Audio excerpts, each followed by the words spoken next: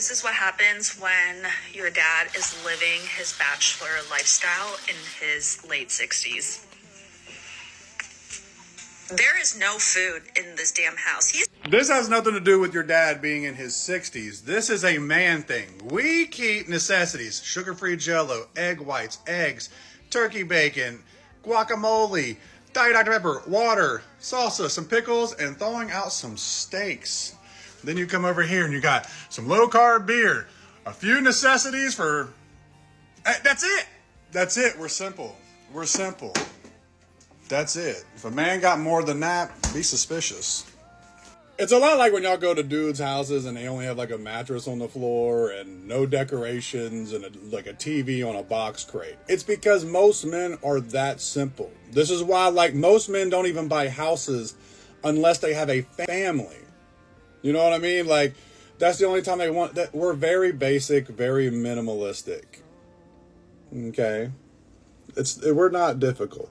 I mean, women are supposed to come and make the house a home. If men gotta make it a home before... What are you gonna do? I know.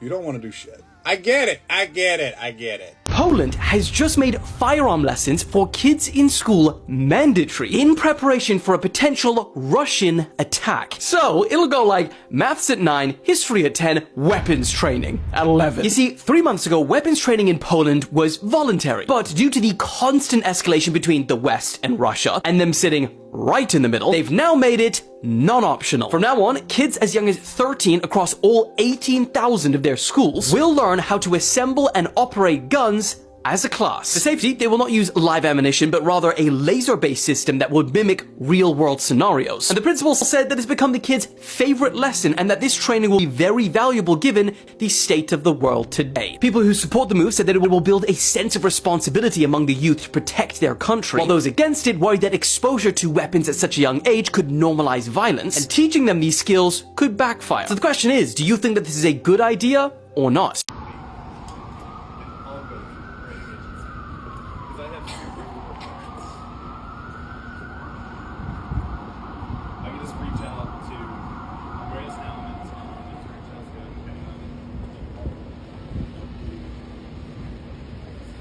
What?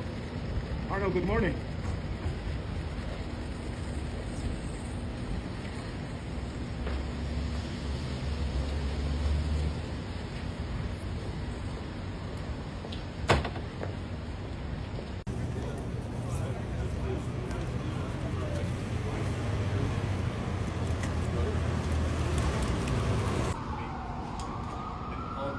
This is Arnold Schwarzenegger with over 5 bodyguards. Man, I think this guy killed the Terminator. Eh? Oh, this Arno, is good morning. Why would he need all this?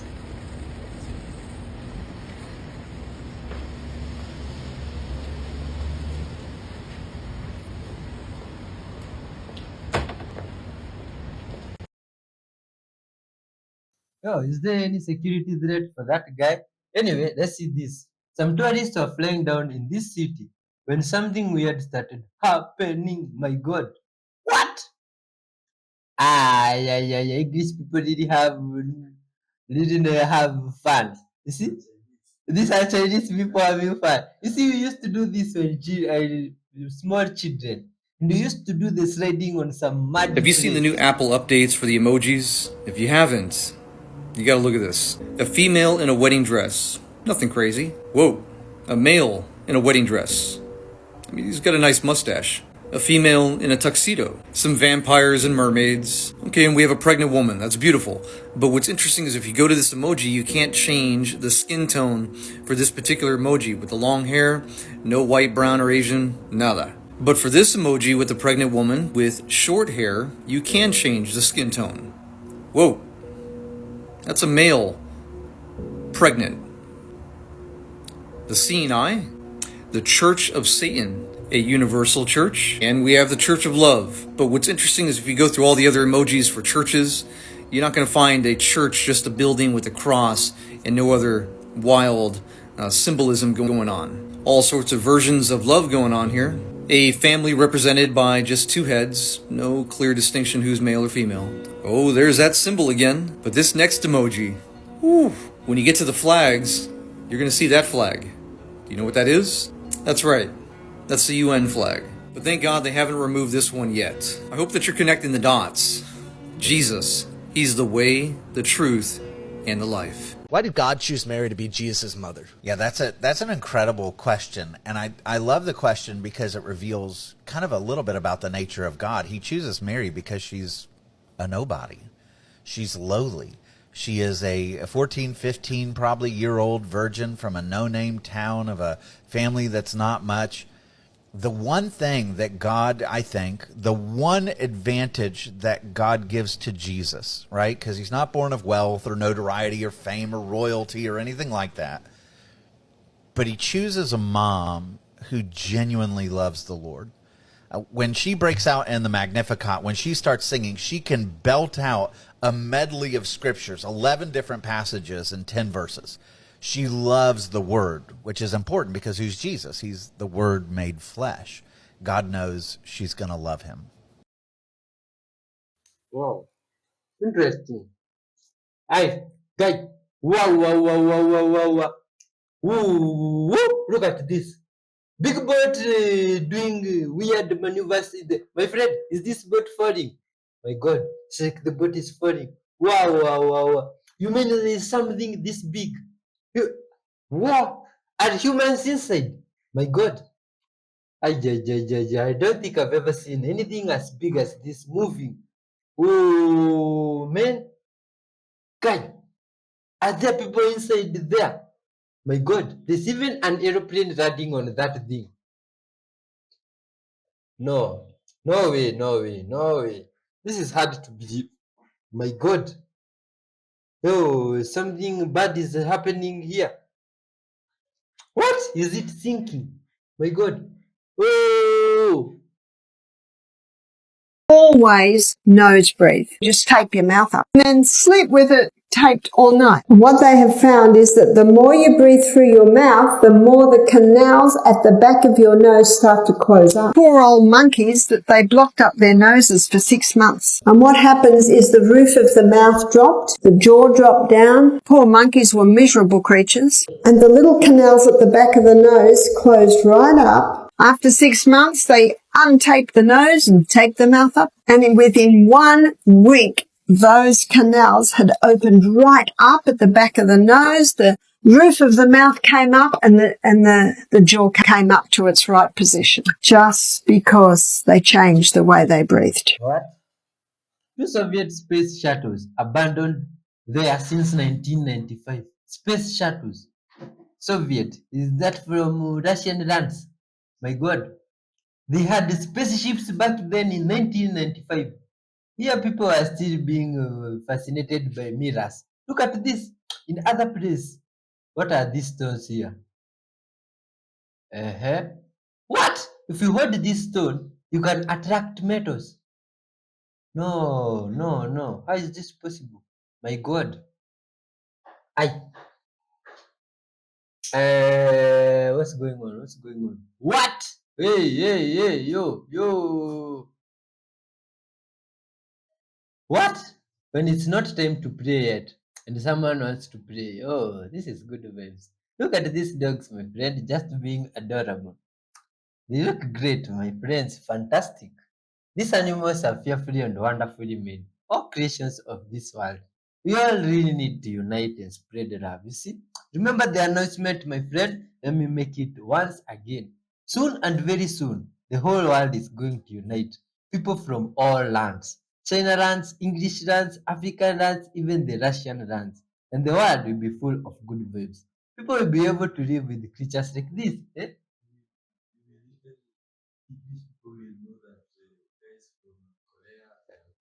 Yeah, English people. My friend makes me that you even get to understand that the people from Korea, is it north or south? Any Korea, they are all good vibes people. You see, lovable people. Can someone please explain what this that this guy saw the other night? You see, look, what looks like a floating tube. My God, man, what's that? Is that a giant worm in the sky or what's going on?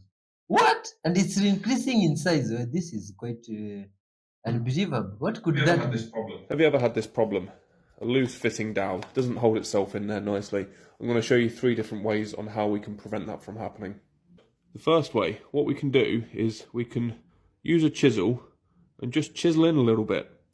And we just turn it and do it on all 4 sides. So what we've created is essentially barbs. And also, because it's spread out, it helps to hold it in with a bit of friction. And we can slide this in. And then just make sure there's enough glue in there to fill all of the gaps. And so we can clean that up and trim it. So as soon as that's dry, that's going to be centered and rock solid. The next thing that we can do is we can use a clout nail like this. So now I've dropped the nail in there. We could just make sure that it's pushed down flat against the bottom. So the tip of the nail is right in the center. Pop it in. And that's going to split it apart and act like a wedge, so it spreads the wood out. And the third and final method is we cut a slit in the end of the dowel and then cut a tiny little taper like this. So we can slot that into there. And that will just hold in there. And then it's a similar principle as the nail, but we're using a wooden wedge instead. So if we just pop that in there, you can see it's nice and loose, but if I tap that down, holds that much, much firmer. If your cleaning hack is to mix vinegar and baking soda, then the only hack is you. All that has ever been good for is making an absolutely terrible volcano for an elementary school science fair. Now, if you take an acid like vinegar and you put it on something you want to clean, that acid can help break down certain types of grime. Similarly, if you take a base like baking soda and you put it on something you want to clean, that base can break down certain types of grime. Oh, so why not put them together? Because if you mix an acid with a base, the acid and the base neutralize each other, removing any benefit from using one by itself. Oh, but the bubbles mean nothing. It's not reacting with the thing you're trying to clean. They're reacting with each other and releasing carbon dioxide gas. And what's left once that gas escapes is just salty water. Bathsheba was not on the roof. And I don't know if I'm just slow in realizing this or if other people have also believed the same thing. But I have always thought that King David saw Bathsheba because she was bathing on a roof. Now, I've always thought that and kind of had the thought, like, why was she bathing on the roof? Like, was she trying to get his attention? Like, what was she doing? But I was wrong about that. Look at this. It says, one evening, David got up from his bed and walked around on the roof of the palace. And from the roof, he saw a woman bathing. So clearly, this text is saying that although David sees her, he's outside and he sees her, we do not know where Bathsheba is. But it has always been assumed on my part, and I know that I've been taught this, that she was on the roof and bathing on the roof. But that's not the case because that's not what the text says. Now, we don't know where she was, but the point is that if we are assuming something from the text that it does not explicitly say, why are we doing that? And I think people have said that Bathsheba was on the roof to sort of help mitigate what David actually did to her. But we can't do that because this story is from David's vantage point, and it's not about Bathsheba's position. Another note is that Bathsheba was coming off of her period, and they did a ceremonial cleansing that was at times done outside. It would not have been unusual for that to happen culturally. So that's just going further to say that she was not doing anything wrong. But I feel like I've heard this story so many times with sort of kind of nuanced undertones that Bathsheba is partially to blame for what happened to her. And I'm just now realizing she wasn't on the roof. And the only reason why we would assume something like that is because of some sort of underlying ideas that we have about the text that may have been planted there. Now, I'm not we got to pull down the patriarchy type person. However, there is a toxic masculinity, and there are patriarchal mindsets that if we are not careful, we can adopt that are unhealthy and wrong, especially from a Christian perspective and Christian worldview. So all that to say, Bathsheba was not on the roof, because the text does not say that. We don't know where she was, but with David being on the roof of a palace, it is very possible that he had a vantage point that she would not have been thinking about, that no one would have been thinking about. Something to consider. If you get what you want, that's God's direction. If you don't get what you want, that's God's protection. Meaning if God says no to you, he's protecting you from becoming something you're not supposed to be. Why can't I have everything I want? That doesn't make sense. Because the last person I did this with, he ended up having 400 wives. Yo, but bro, I'm a straight fiend. I got money, fame, power, son of David. 400 wives in front of me. Raw. Next. To get up off the floor without using the knee. There's different ways to do it. You can do it like that, right? Or you can do it the harder way where you just literally stand up. Now, to do this version, it requires a lot of core strength and hip flexion strength. So you have to be able to work on flexion of the spine, right? So you can't get up. Some people can do it pretty tall, but you have to be able to do that little butt wink at the bottom, as well as really good ankle dorsiflexion. So doing flow and things like that naturally puts you in these positions, shifting forwards and backwards, working on the core.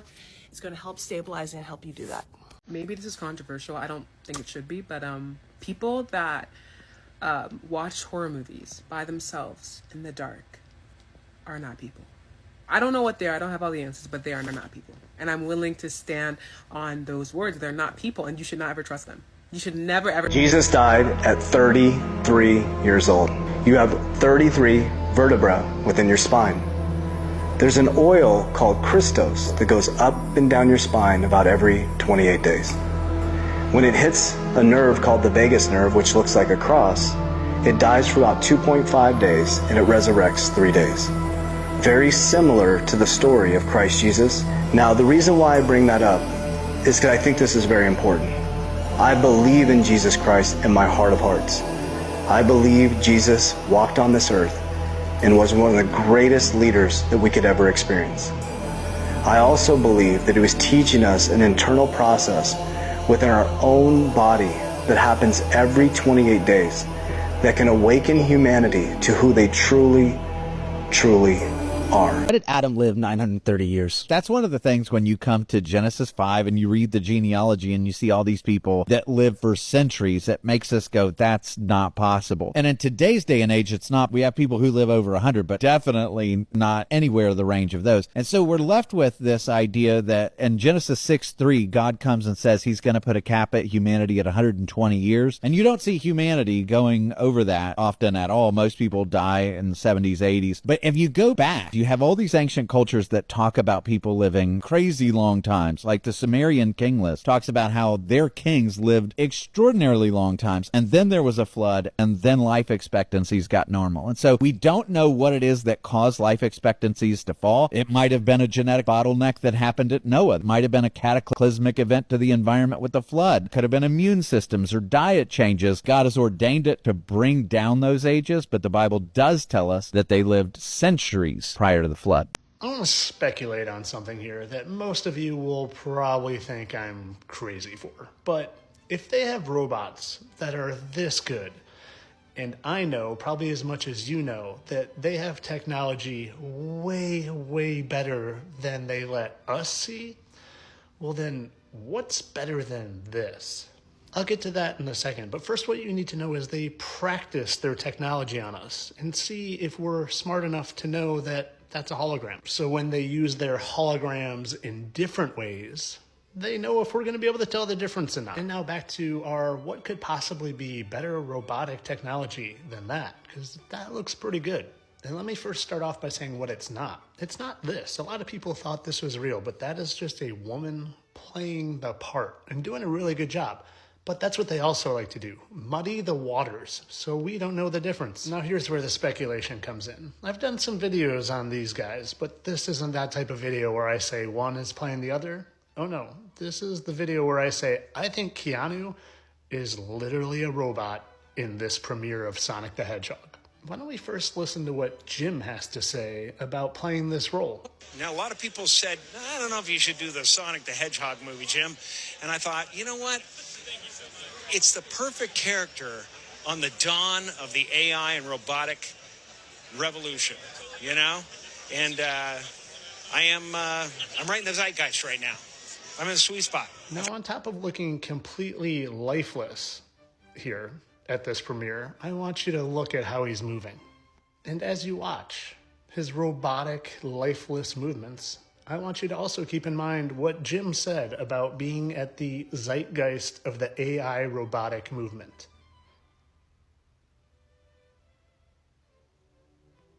Now, I know Keanu is known for not being the sharpest tool in the shed, but this looks like something different to me. Now, pay particular attention to how his hands move and just how robotic he seems.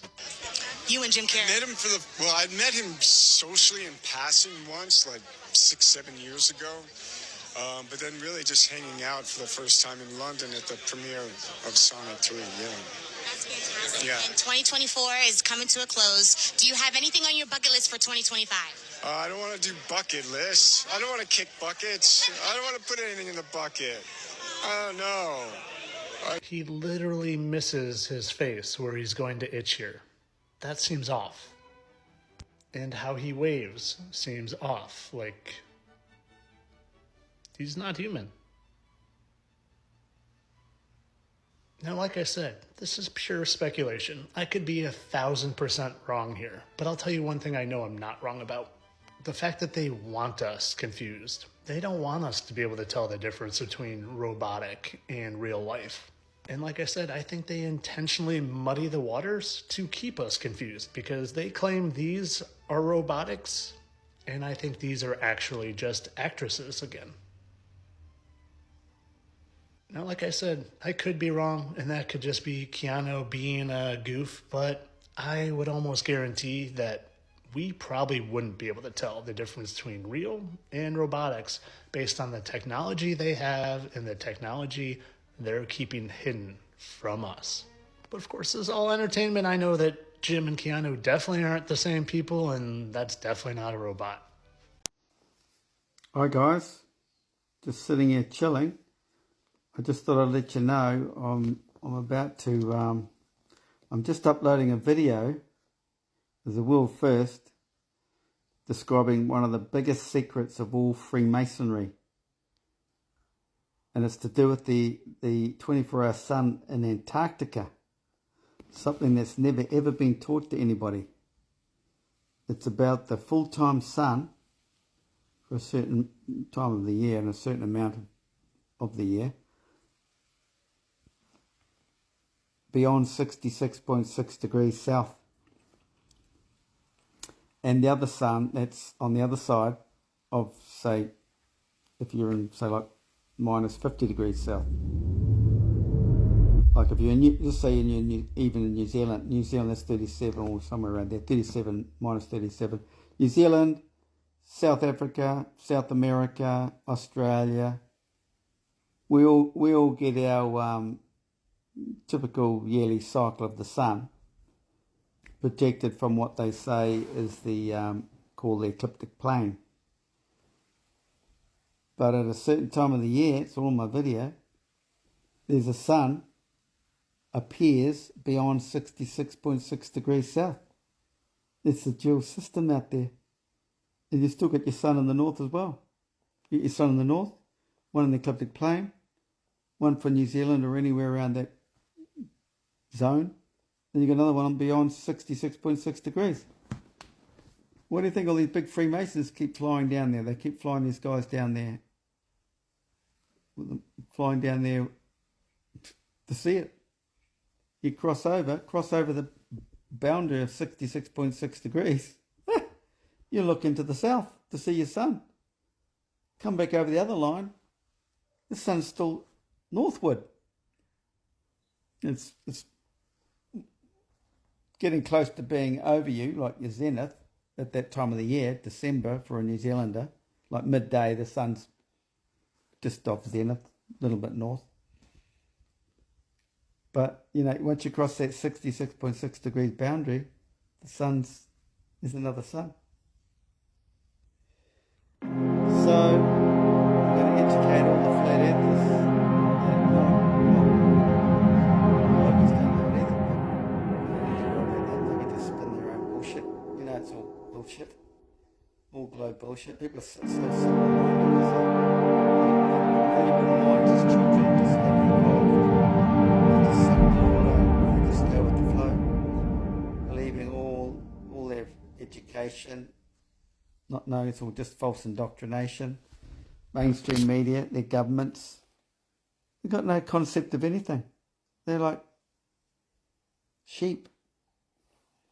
So watch out for that. I'm going to try and upload it, and maybe they won't let me upload it because I won't say it, just in case. Okay, well, so we'll see what happens. Today, what's today? It's 5 past 8 p.m. in New Zealand on Saturday. Okay? That's the day before America. We'll see what happens, okay? I hope to live long enough to hear it. Okay? Good on you guys. Catch you later. What? Yeah, my friends, it's hard to believe that honesty can be really decreasing in this world. Very interesting. So, it's why we here always preach about the important virtues you are always talking about of love, peace, and honesty. Now, to wrap up the show of today, interesting soul, as you leave your comments on all those videos you just got through, let's hear what the book is telling us, the book of wisdom. Help, Lord, for the godly are no more. The faithful have vanished from among men. Everyone lies to his neighbor. Their flattering lips speak with deception. May the Lord cut off all flattering lips and every boastful tongue that says, we will triumph with our tongues. We own our lips. Who is our master? Interesting. Interesting. Very, very interesting. That, my friends, is from Psalm 12. Well, our God is our giver of strength, our maker, and the one that we should always look to for help. Let's give thanks to this creator as we wrap up the show. Dear Lord Father, for being with us up to this point, we thank you. All glory, honor, and might, Father, belong unto you. For making your wonderful child, Father, today's viewer, and even gathering them together with us. Thank you, Father. May you bless them abundantly, Father, and after this video, dear Lord, may they see of your goodness in their lives. Help us, Father, and bless us all abundantly. In your holy name, Jesus Christ, we do pray, trusting and believing. Amen. Peace and love be with you, my friend. Till next time. Bye bye.